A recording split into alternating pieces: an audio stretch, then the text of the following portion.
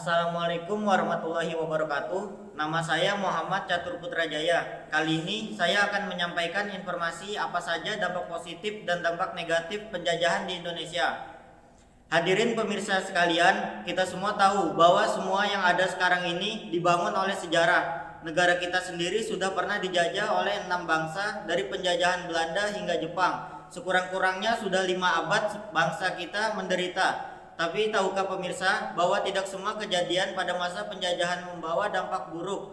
Ada beberapa dampak positif yang diterima Indonesia. Salah satu contohnya hingga sekarang adalah Kota Bali. Pada masa penjajahan Belanda, mereka memfokuskan pembangunan AW Al Pulau Bali sebagai cagar budaya dan alam, lalu mempromosikannya kepada negara luar sebagai pulau tropis yang eksotis. Dikarenakan itulah hingga saat ini Pulau Bali menjadi salah satu destinasi wisata yang populer di Indonesia.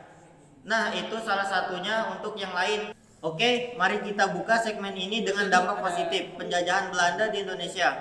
Dampak positif ini sendiri dibagi dalam 4 kategori, yaitu bidang sosial, budaya, ekonomi, pendidikan, dan politik. Dampak positif penjajahan Belanda. Dalam bidang sosial, kita dapat mengambil contoh yaitu berkurangnya kekuasaan feodal di Indonesia. Feodalisme sendiri adalah sistem sosial yang memberi kekuasaan pada golongan bangsawan. Sehingga dengan berkurangnya sistem feodalisme, maka pembagian kelas masyarakat juga mulai menghilang. Ini memberi kesempatan kepada rakyat kecil untuk bisa menerima hak yang sama dan menerima kelas sosial yang lebih tinggi melalui pendidikan. Untuk bidang ekonomi, tidak bisa dipungkiri bahwa pengetahuan dari bangsa Belanda sangat berperan penting dalam perkembangan ekonomi Indonesia. Warga Indonesia yang sebelumnya bertransaksi menggunakan sistem barter, akhirnya mulai mengenal mata uang.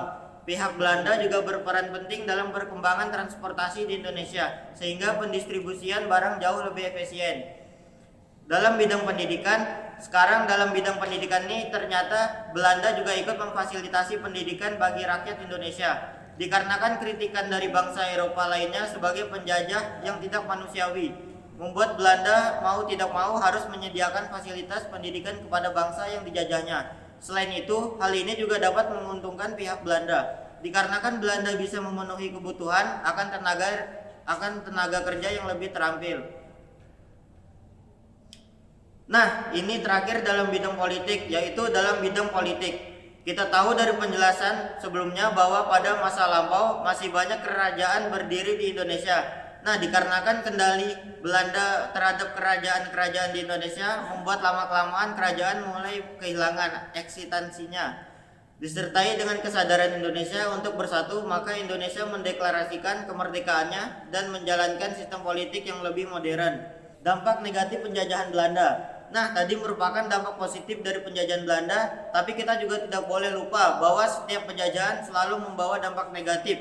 Di antaranya adalah seperti kehidupan menjadi sangat miskin dan terbelakang, banyaknya peperangan merekrut banyak korban jiwa, adu domba pemerintah membuat masyarakat terpecah belah, dan kehidupan masyarakat yang terkadang karena dikendalikan oleh pemerintah.